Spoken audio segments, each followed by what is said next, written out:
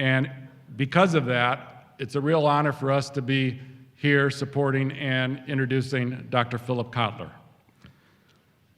Dr. Kotler has defined marketing as, quote, the science and art of exploring, creating, and delivering value to satisfy the needs of a target market at a profit. He is recognized around the world as one of the foremost experts on business, of marketing, and for his insights on how exemplary marketing has the creativity and the power to influence global consumers every day. In that spirit, I hope you'll join me in welcoming Dr. Philip Kotler.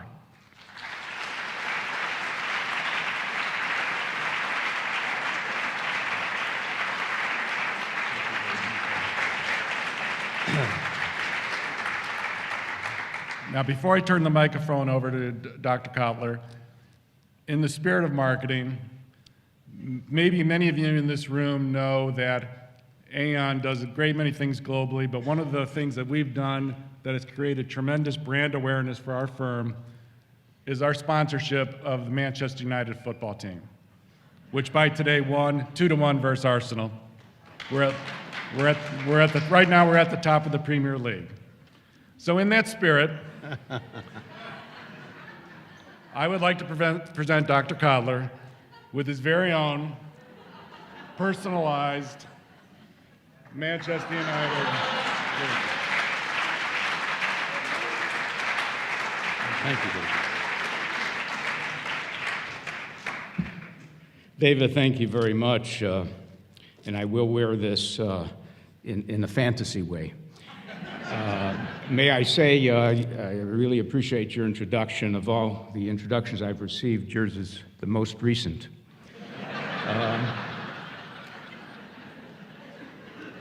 Nation. Well, you may know of Stephen Colbert, so I can't pull it off the same way. There will be two groups with respect to marketing. There will be a group that doesn't like marketing. And I'm going to give you why they don't like marketing and the justifications. I will also tell you there's another group who loves marketing. So before we're through, you will be totally confused, or at least opinionated. So what I want to do is tell you that these are called Confessions of a Marketer. That's, by the way, borrowed from David Ogilvy, who wrote a wonderful book called Confessions of an Advertising Man. And let me move on and say, why is marketing a topic for the humanities? And we would say that there's a couple of reasons. One, I regard marketing as a humanistic subject because marketing has affected our lifestyles, has created, not only affected a lifestyle, but created lifestyles. And we should be, from a point of view of popular interest, interested in that. And it really, I want to say that marketing is very American, that its beginnings are very American. That doesn't mean there weren't manifestations of marketing earlier. And as a matter of fact, I'd like to give you a very short history of marketing so that you understand what we mean by the word. As a matter of fact, if you took a dictionary, a Webster's dictionary, in the year 1900 and looked up the word marketing, you would not find it in the dictionary. Yes, you would find the word market, but not the word marketing. If you then picked a dictionary 1910, you would find the word marketing in it because marketing is about 100 years old. And it's much more than selling. So let me show you. Let's start biblically. Let's start biblically. Who is the marketer in this picture? This is the biblical narrative. Who is the first marketer in the world? I hear Eve. The snake. I hate to admit it because snakes sounds like sneaky and so on and so forth. But the fact is that It was the snake who sold Eve on getting Adam to eat an apple. So it goes way back. At least selling goes way back. Now let's go further. Here is the father of marketing. Wow, what an insult to him. I mean, that's Aristotle. Recently, I was at a group, a little party, and we were speculating who we would like to meet most if we had an hour with such a person. And it boiled down to Plato, Socrates, or Aristotle. That's a hard one. It turns out that my vote went for Aristotle. Aristotle was Google at the time. He knew more about everything than anyone in the world. He wrote on science, politics, economics, rhetoric, art, and everything. Now, why do I say that he had some marketing impact? Let me read the definition of rhetoric. And he's not the founder of rhetoric, by the way. The founders were the Sophists around 600 BC. They were a group who wanted to use selling and speech and persuasion for their own devious ends. But Aristotle put the discipline of rhetoric on its feet. Rhetoric is the art that aims to improve the facility of speakers or writers who attempt to inform, persuade, or motivate particular audiences in specific situations. It is the faculty of observing, in any given case, the available means of persuasion. So, in a sense, he could be the father of selling, the idea of getting someone to do something that they might not have done otherwise. So, let's move on about other early manifestations of marketing. I know many of you cannot necessarily read this, so I will read it. But the first department store opened when and in what country? Normally, if you're in France and you ask the question, they will say, of course, we invented the department store. It was about 1845, the same time we invented paperweights and some other things. But it turns out that the first department store was in Japan, Mitsui Company, which is still alive and well. So that's where one of our retailing forms started. The next one is the first newspaper that carried an ad. There were newspapers early, but the first ad appeared in England in 1652, and it advertised coffee. And then the first ad agency started a little later, much later, N.W. Ayers, which is still a prosperous advertising agency. First time a brand was put on a commodity, the commodity being soap, the brand name was Pear's Soap. And then the first packaging appeared a little later, and finally we had a marketing research department formed. So, now the word markets has been around all these years. The Middle Ages had markets. In fact, whenever, I would even say the agora in ancient Greece, that means the marketplace. In ancient Greece, people would come on a particular day and to sell things. In the Middle Ages, there were market days. The word marketing wasn't there, it was just market. And trade was always there, because trade through history has taken place between people and regions and countries. So all that is there, and it was in the decade of the 1900s that marketing books first appeared. And the interesting thing is, who wrote those first marketing books? Were they sociologists? What was the discipline of the people who wrote the first marketing books? Any guesses? Well, they weren't physicists or chemists, they were economists. So why would economists start a subject called marketing? And the answer is they were disillusioned economists. They couldn't find any mention of advertising in the discourse of economists. In other words, Never did Adam Smith, Thomas Malthus, David Ricardo, even Alfred Marshall and so on. They really talked about other forces that shape demand. The only force that shaped demand in their mind was price. You know the famous curve. Raise the price, demand will go down. Lower the price, you can sell more. Price was the only thing that affected demand. So these economists were institutional economists and said, hey, you got to factor in advertising. You got to factor in retail stores, wholesalers, jobbers, agents. And it was the neglect of the classical economists to not really texture the marketplace and the way an economy worked that led to marketing. So marketing is technically a branch of economics. Now, who helped develop this field of marketing?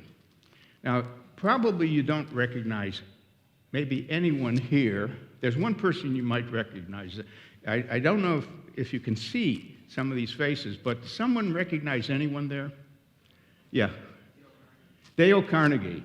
Dale Carnegie is here, and his book was How to Win Friends and Influence People. Because in doing this, I wanted to find out who is the exemplar of the selling method, how to win friends and influence people.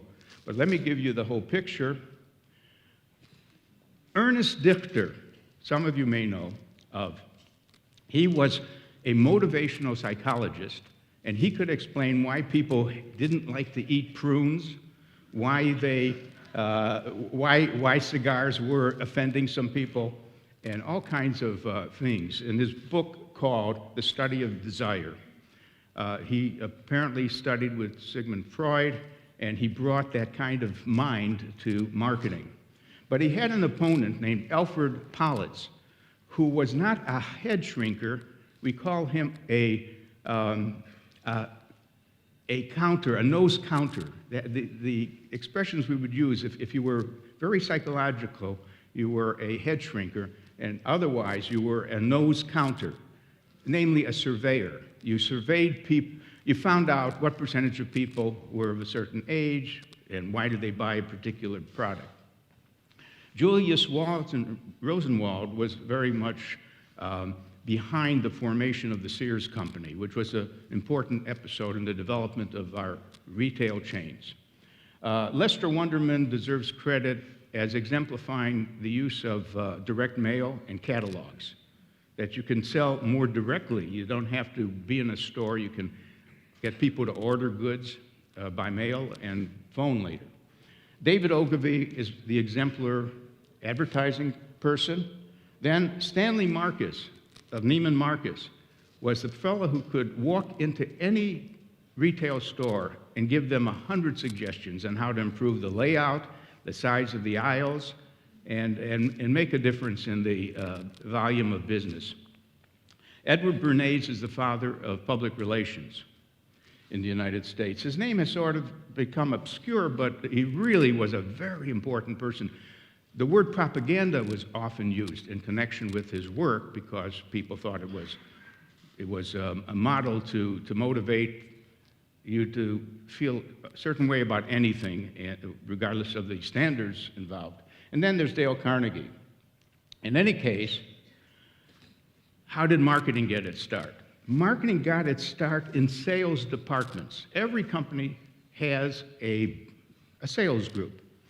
And the salespeople really want to be in the office of a customer because that's the only way something happens. So they don't want to do a lot of homework. For example, 3 things they didn't want to do. They didn't want to do consumer research in a systematic way because that's taking their time away from selling to customers. Secondly, they would have liked someone else to find leads. Now, a lead means a prospect. In fact, we distinguish between a hot lead. Oh boy, he's ready to buy. He even called us to buy. A warm lead, a cold lead, and so on. Someone else should do that for the salespeople so they don't waste their time making calls. And the third thing was someone had to prepare brochures and ads. And the salesman is not skilled, the salesperson isn't skilled at communicating through advertising and brochures. So sales departments added 3 people or hired them from time to time. Later on, it exploded to the day today when we have multinationals running with marketing. In other words, marketing, those three people split from sales and became big enough to be its own department.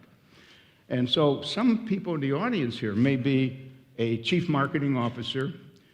The old name was vice president of marketing, but I like the name chief marketing officer because that person now is part of the chief officers, chief information officer, chief financial officer, chief innovation officer, and the status has moved up.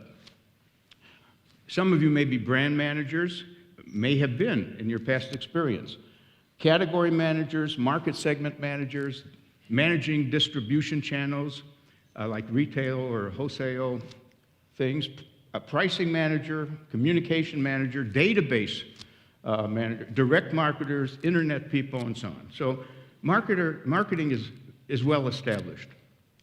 Now, the character of a marketing department depends very much on what the CEO thinks of marketing. So the one-piece CEO is a person who took over a company, and he says, I don't like marketing, but I know I need it.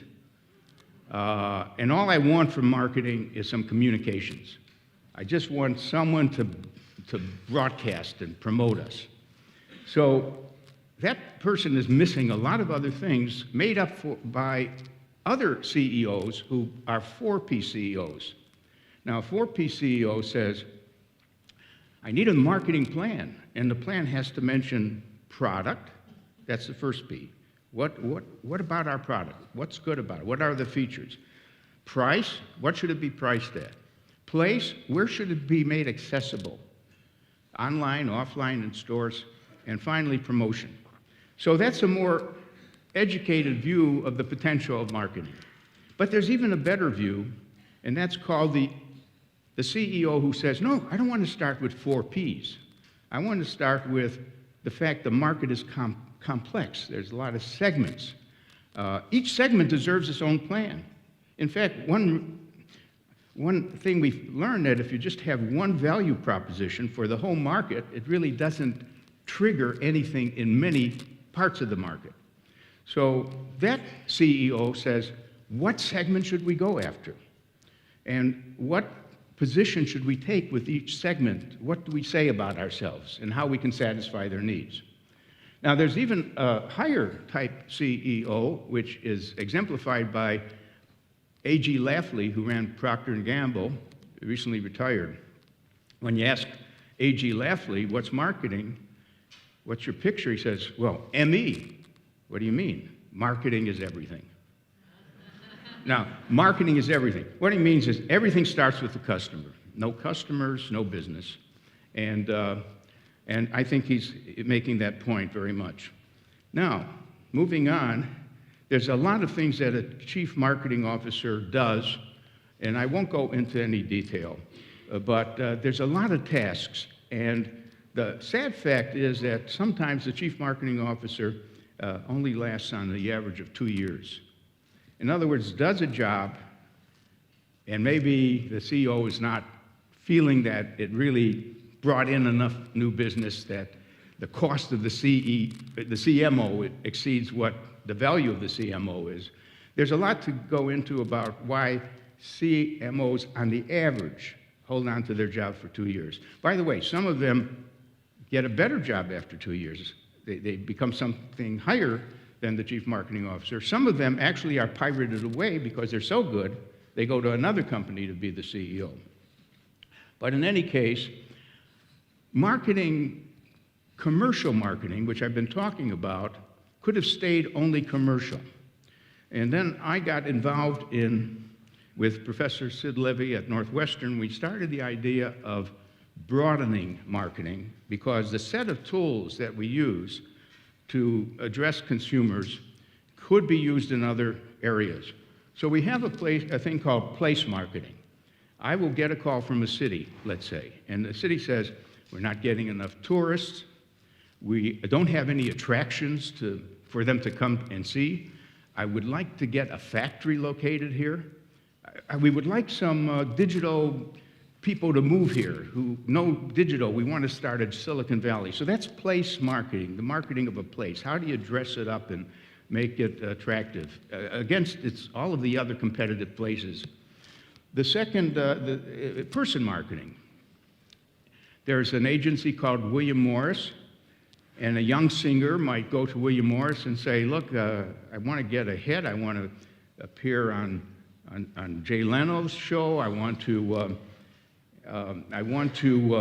move up to being noticed. I want high visibility. I wrote a book with the title High Visibility. How do you get that visibility? So William Morris will look at her and say her performance and maybe say, you know, in a sense, you don't be offended, but we can make you into a better product. That's sort of the language. You know, do your hair differently, walk a little, dress differently. Actually, we're going to use you to reignite the archetype of Joan Baez. You know Joan Baez, the folk singer. Well, we need a new Joan Baez. And so we can recast you and form you into the kind of person we all miss, and so on. Now, social marketing is another branch.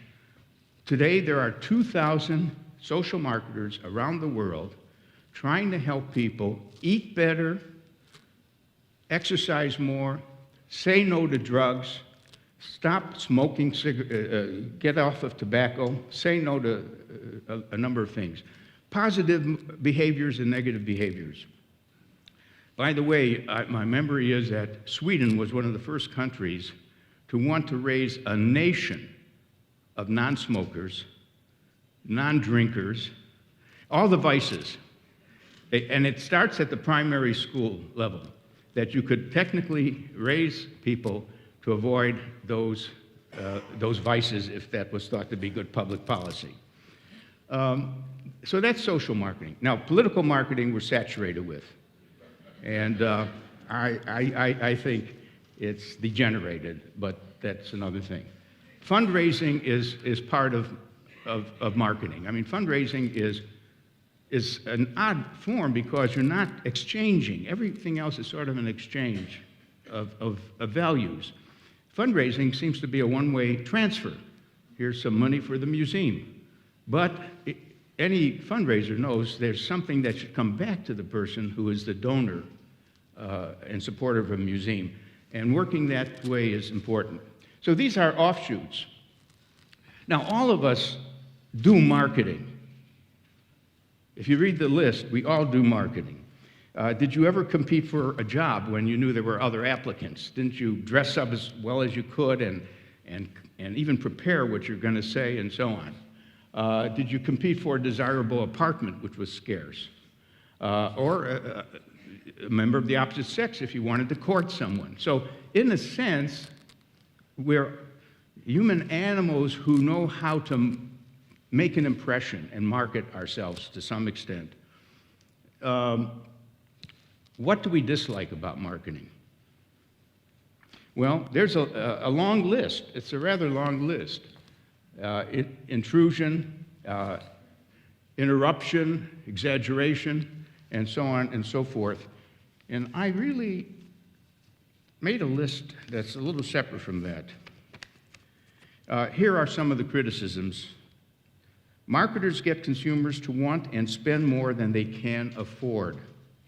And we know that from the financial disaster that people were buying homes with maybe nothing down. Marketers are skilled at creating brand differentiation where it shouldn't exist, like with commodities, you know, a chicken is a chicken, cement is cement.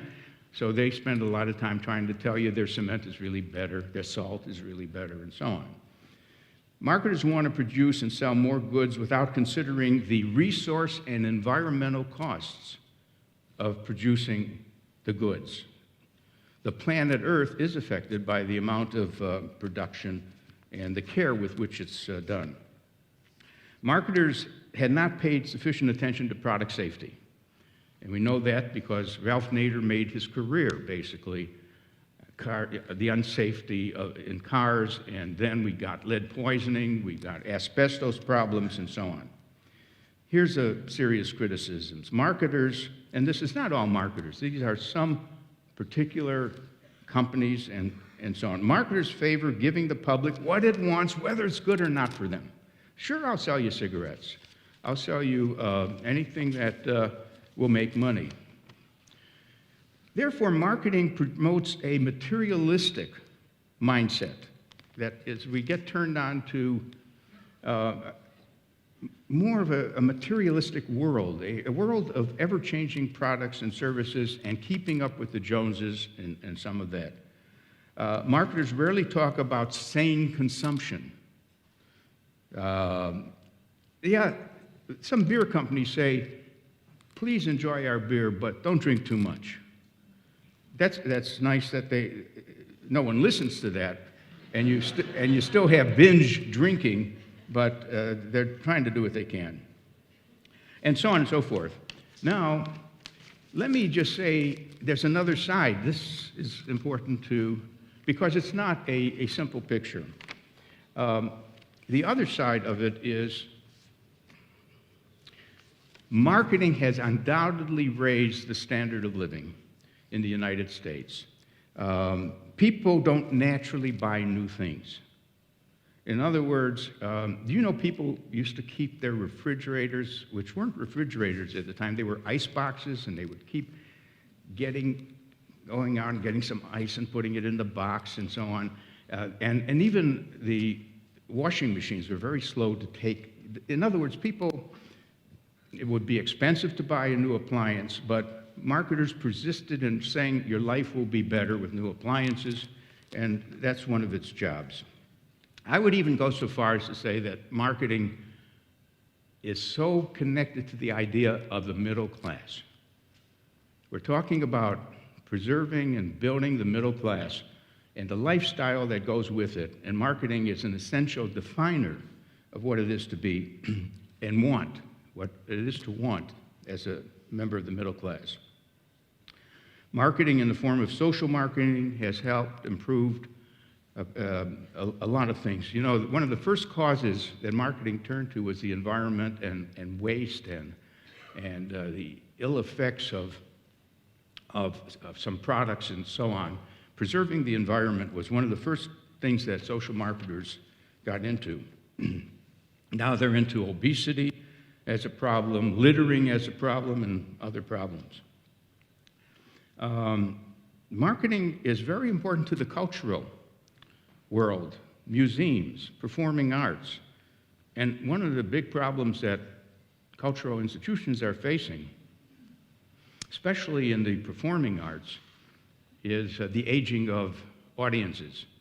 How do you get people who are in their 40s to go to opera, to go to ballet, and so on? It's called the graying of the audiences.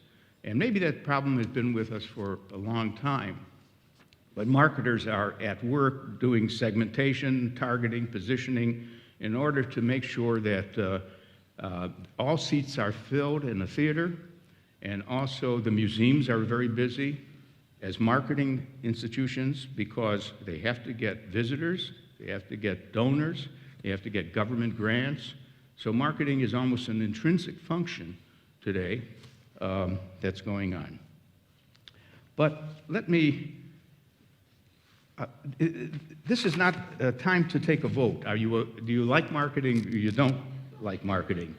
But let me show you that the negative feelings about marketing came up from these people. The attackers, they attacked marketing. Do you recognize anyone? You see Ralph Nader? I don't. There he is. Yeah. Who else?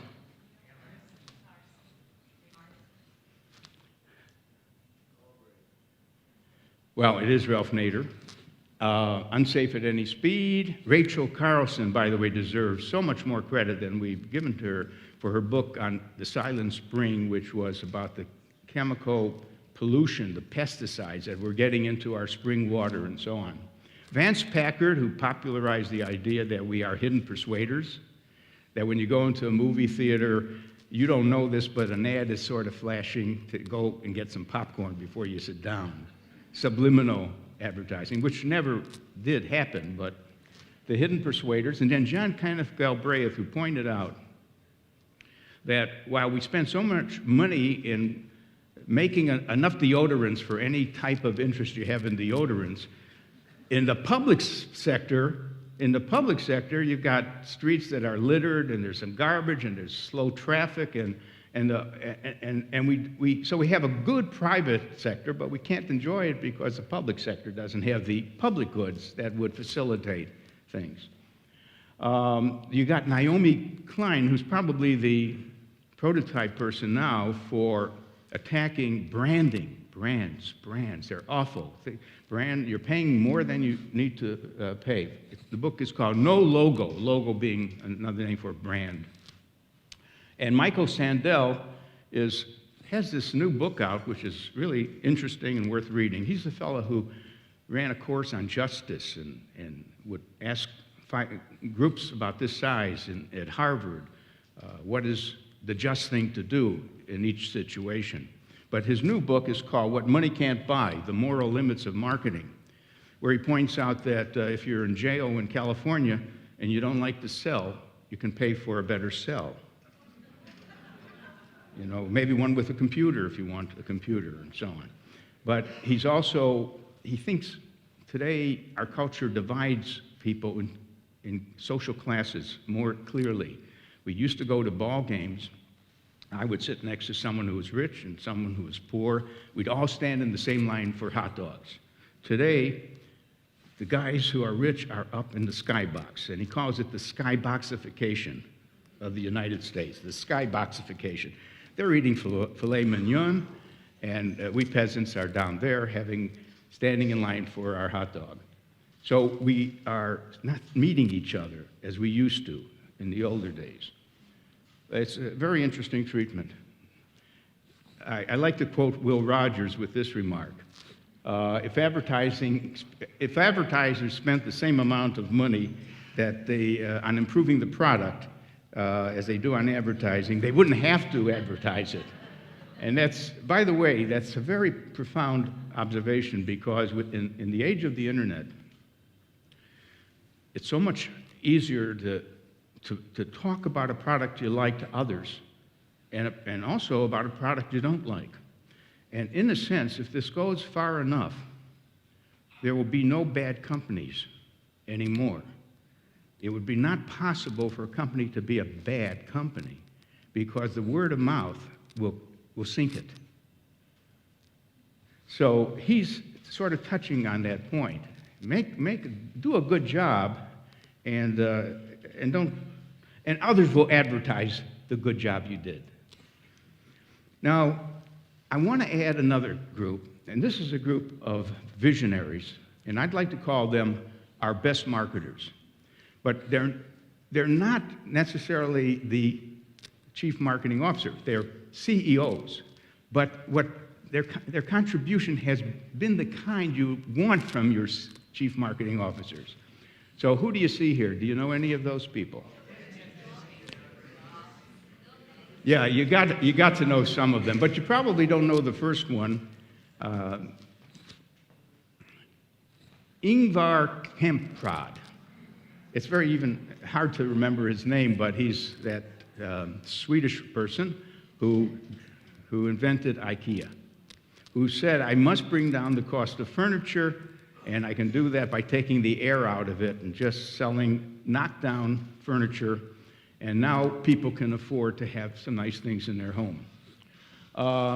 Richard Branson is phenomenal. He's not only in self-promotion, he's one of the best self-promoters possible. I don't know if you know that he was in Times Square some years ago to introduce his new cell phone, the Virgin cell phone.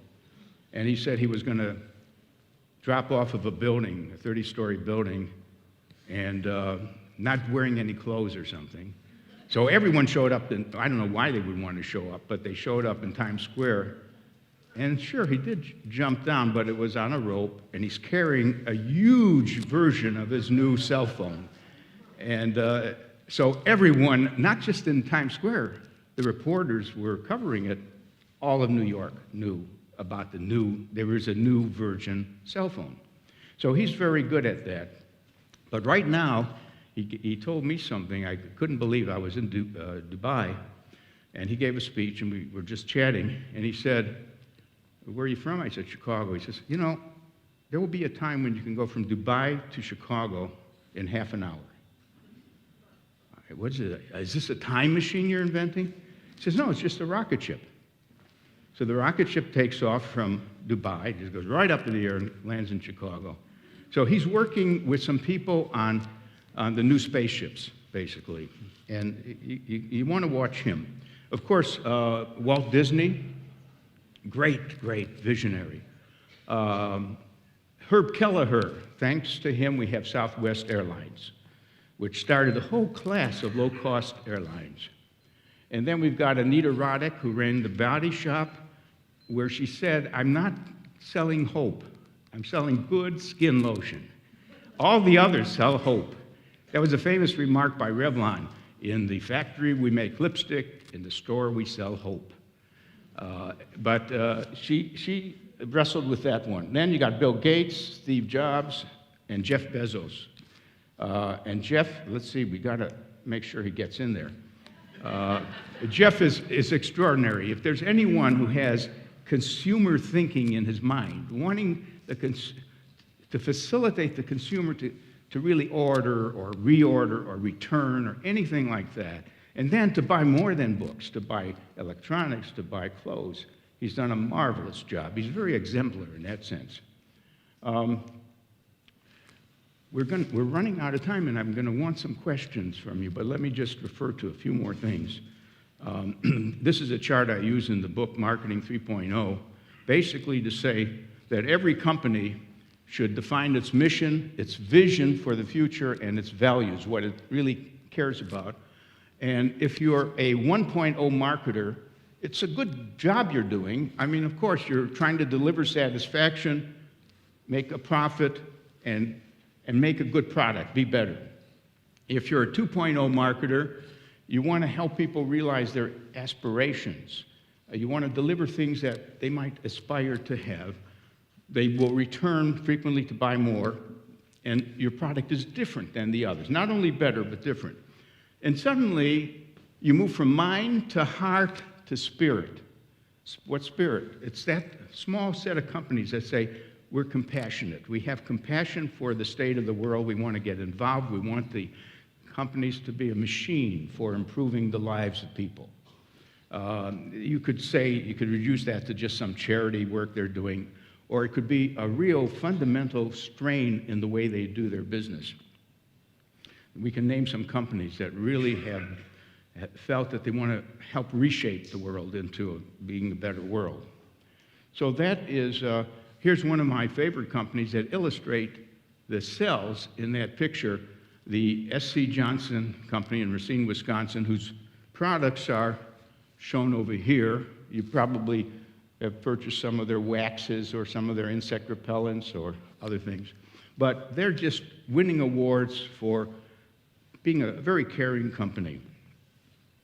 Incidentally, a book that you might want to read is called Firms of Endearment, which is a fancy way to say companies we love, Firms of Endearment. And I love the subtitle, How World-Class Companies Profit from Passion and Purpose. And it's based on asking audiences, random meeting of people, is there any company that you like a lot? Now, let me ask that question. Name a company that you would dearly miss if it disappeared, vanished. Apple, see? Always Apple. I thought you were going to say Harley-Davidson, but that's another one. Amazon, I would miss Amazon. I really would. I would even subsidize it to continue. Which one? Costco, of course. I'm with you on Costco. Nike, okay, well, you see what happens is these are the names of the companies that came up again and again. I don't think there's any surprises there. I've asked other countries to do this too. because it would be a different mix of companies that would come up. But the main thing is, these firms of endearment are so much more profitable than the ones that have not been dear to us. One of the things is that they're 9 or 10 times as profitable, but let's see why, and without going through everything here, look at the last one. These are the attributes of that set of companies. And the last attribute is they spend less on marketing than rather more. Because I bet you thought that the companies that were going to be dear to us are the ones who are just advertising all the time. They're so familiar. We see Coca-Cola all the time, all the time. No, they spend less on advertising. So who's doing the advertising? The customer. You guys are. So that's where you should put your money. Create a love affair. Create fans with others. Now I'm going to end with 2 slides. This is on a downer, a little bit. The End of Work. This is Jeremy Rifkin's book. It's now about 9 or 10 years old. And he says, because of the slowdown in population growth, automation of factories and computers, robotics, 3D printing, can the nation create enough jobs? Can the world create enough jobs for the population and so on? And it raises a question about marketing's role. Now, marketing's role normally is seen as to sell you some things. The basic role of marketing is to create jobs. It is the job creator. Namely, it gets you to want something that someone has to produce. So there's a basic question. Does marketing really create new jobs, or does it only create shifts in the shares? Like, if I switch from brand X to brand Y, that's not creating, brand X loses a job and brand Y gets a job. So, but it is true that if we're talking about a new product, marketing will help accelerate its recognition, the awareness of it, and intensify the drive to purchase it. In other words, we buy our iPads and other things that come along, partly because they're wanted, they are desired objects, and marketing accelerates the rate at which growth takes place with those new products. The other book, and I'll end with this, is another downer. The Death of Demand. And what is the relationship between marketing and demand? And he uses the term saturated, finding growth in a saturated global economy. I've been wrestling with that problem, and growth is the issue today. Growth is the issue. Growth means jobs and so on. And the fact is, there are 8 ways to grow a business. So the title of the book is Market Your Way to Grow, 8 Ways to Win. And you know all of them. You know that we can go to places where there is growth. We can sell in China, even if it's a low growth here, or Brazil. We know we can grow by acquiring other firms. We know we can grow by innovating, inventing something new. We know we can grow by taking business away from someone else, and so on and so forth. So one of the things we're wrestling with is, how do you as a firm grow? And by coincidence, another colleague of mine at the Kellogg School of Management, Tim, he just wrote a book called Defending Your Business. And it's so nice that his book came out with mine, because the first job is always defend what you've got. Hold on to the customers you have. Then you start worrying about some more growth. So we both, as members of the department, are wrestling with how to ignore these books and say they're wrong, and that there is a bright future ahead. So let me stop here and take any questions you might have.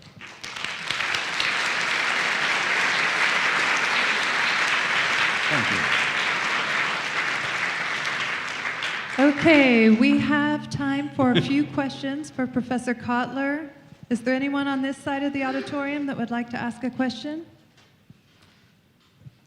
Any Yes. hands up? Yes, I see you over there. And now, a microphone Susan will will bring you a magically come down microphone. here. And if there's any other people, and there's a person over there. Thank you. Would you introduce yourself, please? My name is Iris Witkowski, and I've been coming to the Humanities Festival as long as it exists, and I very much appreciate your talk today. Thank you. I am making a statement. What really drives me nuts as far as saturation is concerned is the placement of products on television programs. It used to be that in a movie you'd say, oh, I saw that brand, and it seemed to be accidental. Now it's all over. Even the anchormen have LL Bean jackets on. You know, that's the field called product placement.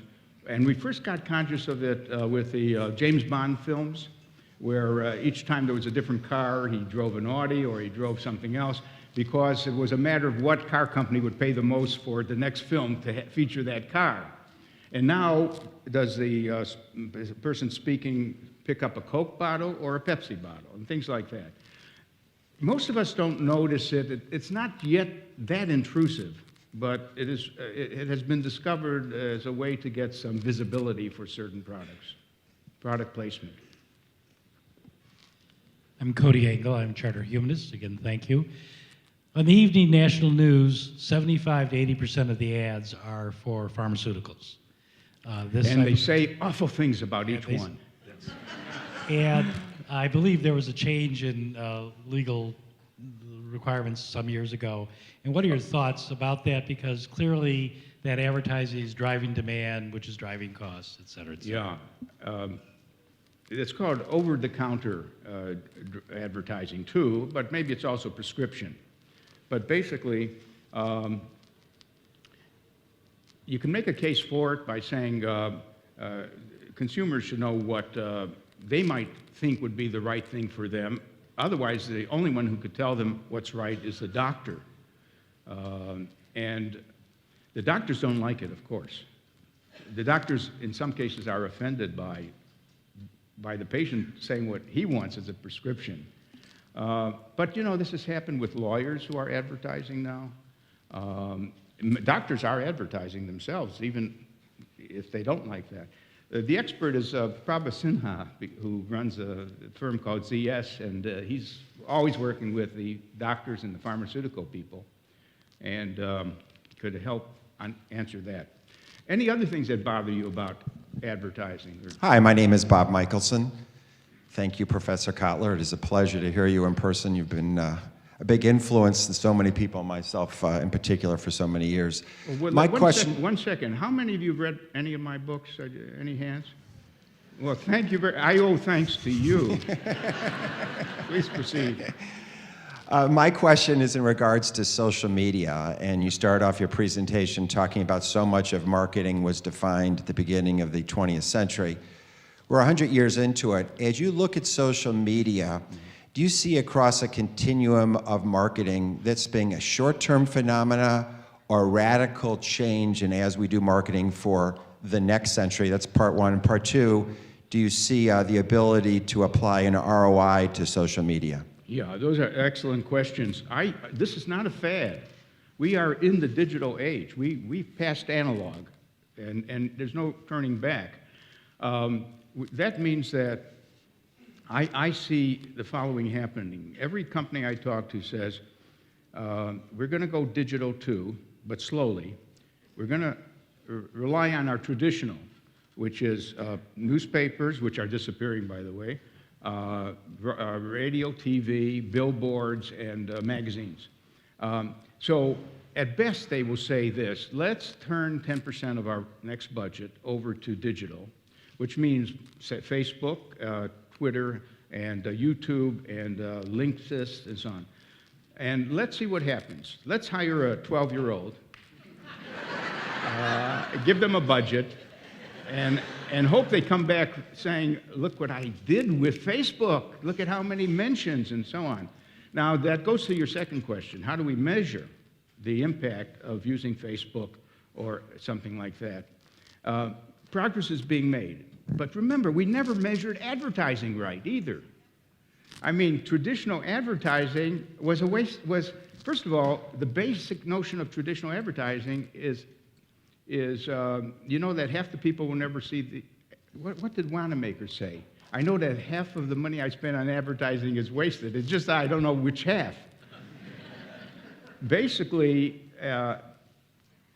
we judge things by how many people were in principle exposed, cost per 1,000 people exposed when we make an advertising budget.